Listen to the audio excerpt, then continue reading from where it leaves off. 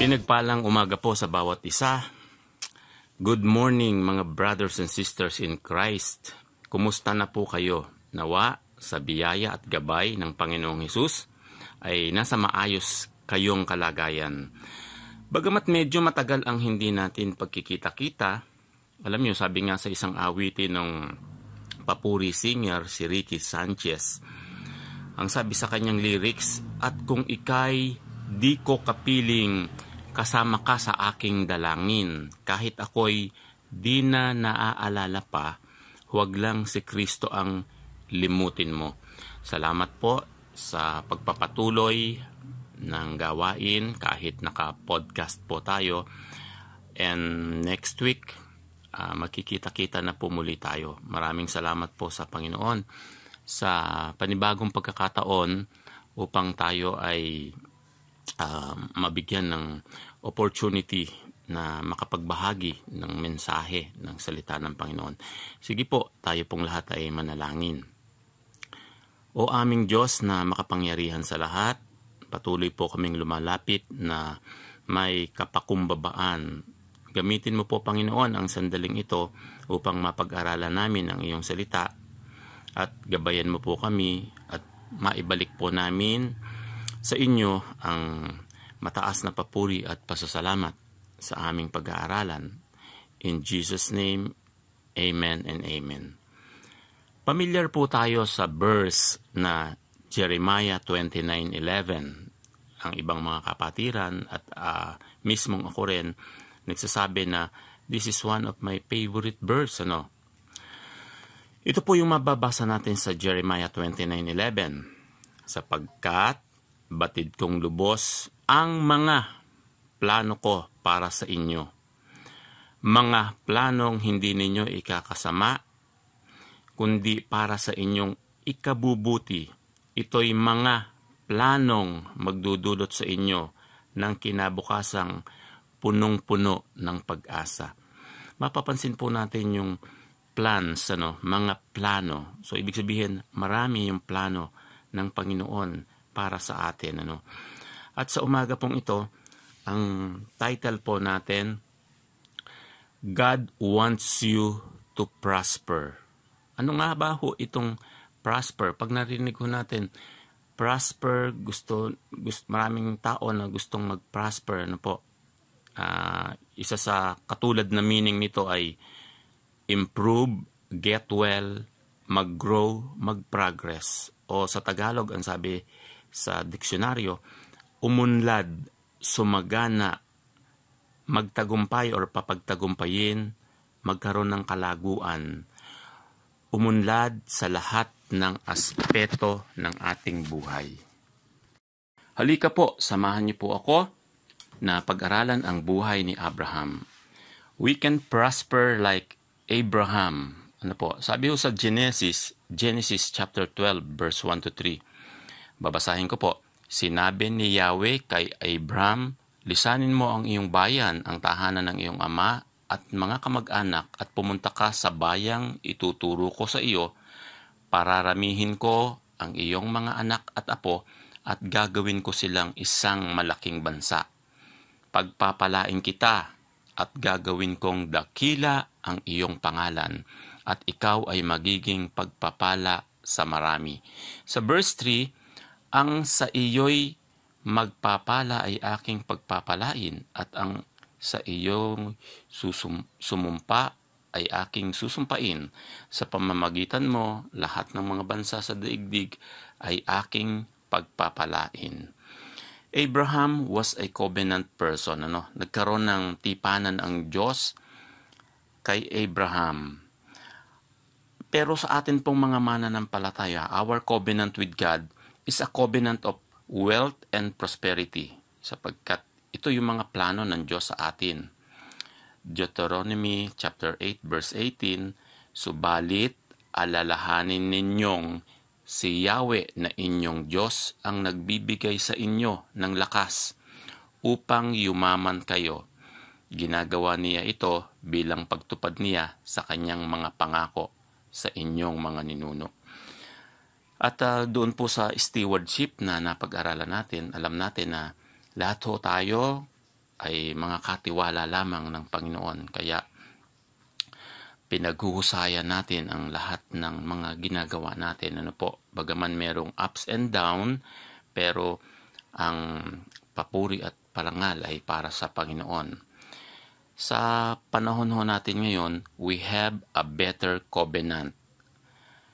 Makikita po natin to sa Hebrews chapter 8 verse 6. Ngunit ang paglilingkod na ipinagkaloob kay Jesus ay higit na dakila kaysa ipinagkaloob sa kanila, dahil siya'y tagapamagitan ng isang tipan na higit na mabuti, sapagkat ang tipang ito ay nababatay sa mas mainam na pangako. Like Abraham, we have been called out of this world system into the land of abundance. At alam natin na kung paano pinagpala ng Diyos si Abraham. Abraham was blessed, na ang ibig sabihin, empowered to prosper. Nagbigay ng kapangyarihan sa kanya. God has blessed us with all spiritual blessings. At ito ay nakamtan natin sa pamamagitan ng ating Panginoong Hesukristo. Mga pagpapalang espiritual sa pamamagitan ni Lord Jesus. Ito po yung sa verse 3, purihin ang Diyos at Ama ng ating Panginoong Hesukristo.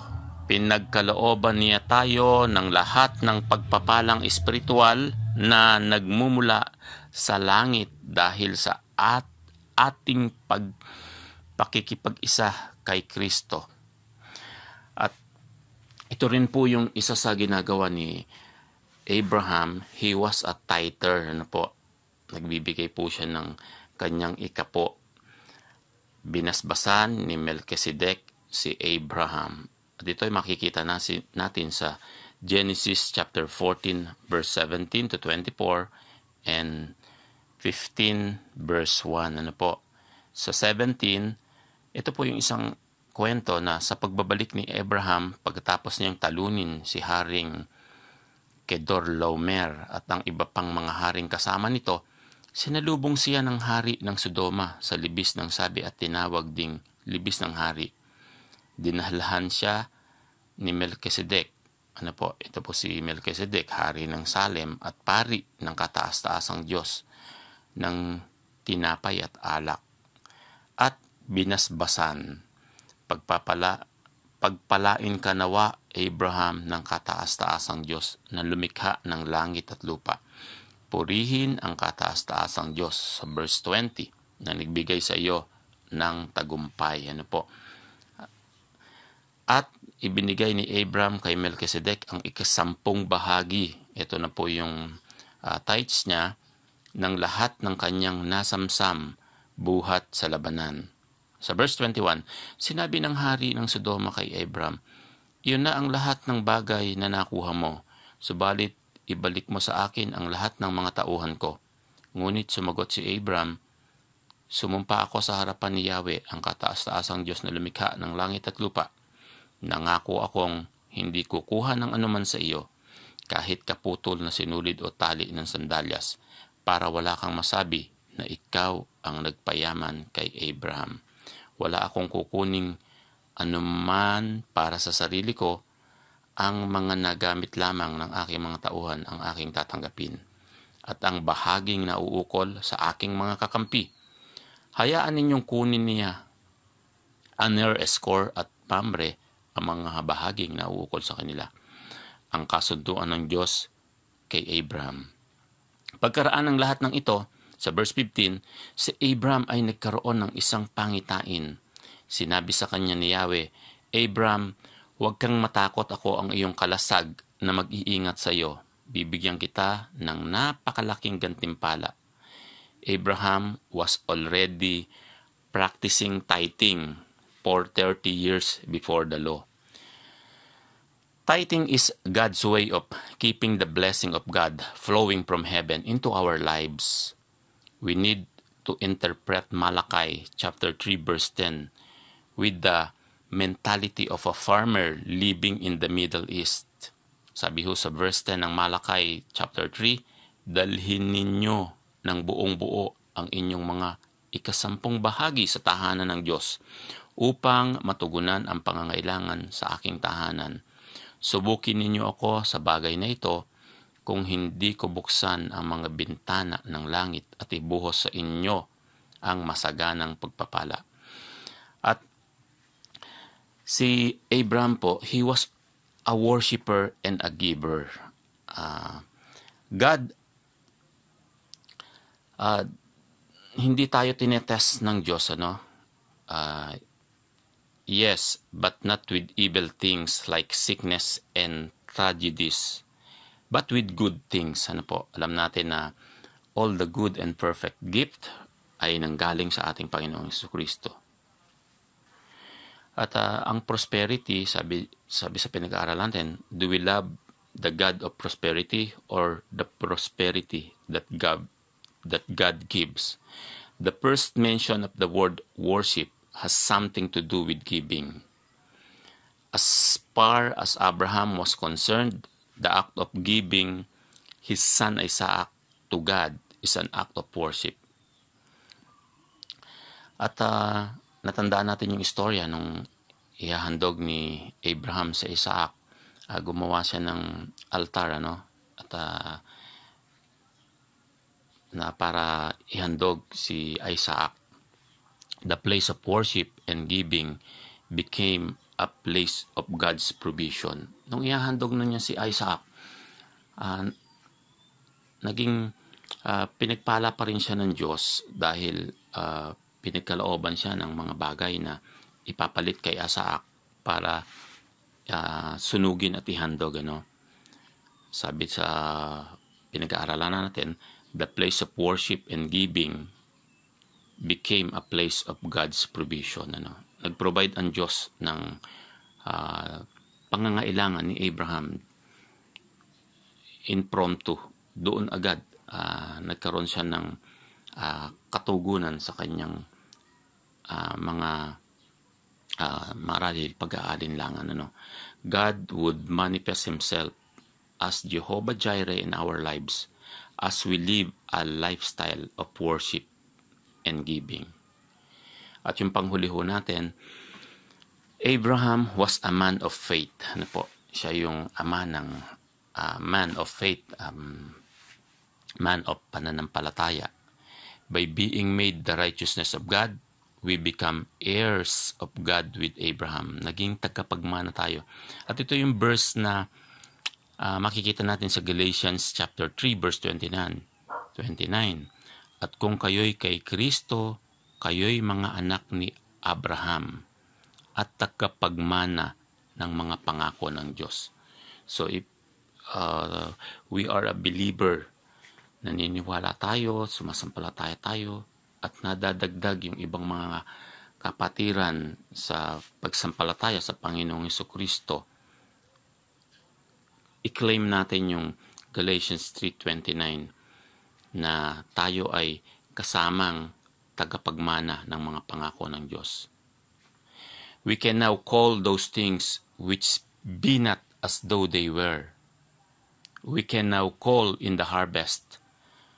Katulad nung sinasabi ng ating mentor na po, pagpapala, lapit. Ito naman, money, come to me now. Ayan, we need to plant our seeds in faith. Like Abraham, we need to be fully persuaded that prosperity in is God's will for us. Ano? Salamat po sa mga pangako ng Diyos at salamat din sa katuruan na ating napakinggan sa umagang ito.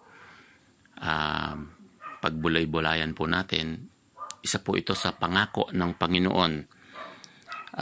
Nangyari na ito sa maraming mga sumasampalataya sa Panginoong Jesucristo, lalo na sa pinag-aralan natin sa buhay ni Abraham, at nalaman natin yung mga sikreto kung ano yung ginawa ni Abraham. Sa pagkakataon pong ito, malapit na naman ng election. Ito po yung nangyayari. Maraming mga pangako na dumadating. Sabi nga, pinangakuan ka na, gusto mo pa tuparin, pero ang Panginoong Hesukristo po, nung ibinigay siya sa atin ng Diyos Ama, at siya po ay napako sa krus, siya po yung napako upang matupad ang kanyang mga pangako sa bawat isa sa atin. Lagi po nating tatandaan sa panahon natin ngayon, ang kalaguan ng espiritual, kalaguan ng pisikal na aspeto sa pag-iingat sa atin ng Panginoon, at yung mga bagay na pinagkatiwala sa atin ng Panginoong Hesukristo. Patuloy nating pagkaingatan at alam natin yung paggawa natin ng maayos sa ating kapwa. In God's perfect time, alam natin kung ano yung tinanim natin, iyon yung ating aanihin. Maraming salamat po sa umagang ito. Tayo pong lahat ay dumako sa ating closing prayer. Aming Diyos, maraming salamat po sa pagbubulay ng iyong salita. Patuloy ang pagpapasalamat po namin sa inyo. Kami po ay malakas, malusog at masigla. Gayon din, Father God, sa mga kapatiran na nagkaroon ng problema o anumang suliranin, sa patuloy na pagkonekta namin sa iyo, Panginoon, alam namin, tinugon mo na ang lahat ng aming mga problema at katanungan sa buhay. Lord God, wala po kaming magagawa kung kami ay hiwalay sa iyo. Salamat po sa pagkakataon na kami ay nagpapalakasan.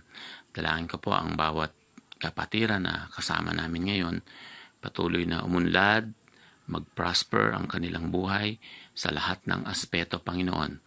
Physically, financially, spiritually, at emotionally, Panginoon. Lord God, samahan mo po kaming muli sa aming muling pagkikita-kita sa iglesia at ang patuloy na pag-iingat mo sa bawat isa sa amin. Maraming salamat po, Father God. Ibabalik po namin sa iyo ang mataas na papuri at pasasalamat sa makapangyarihang pangalan ni Jesus. Ito po ang aming dalangin. Amen. Ikaw lamang, Jesus, may hawak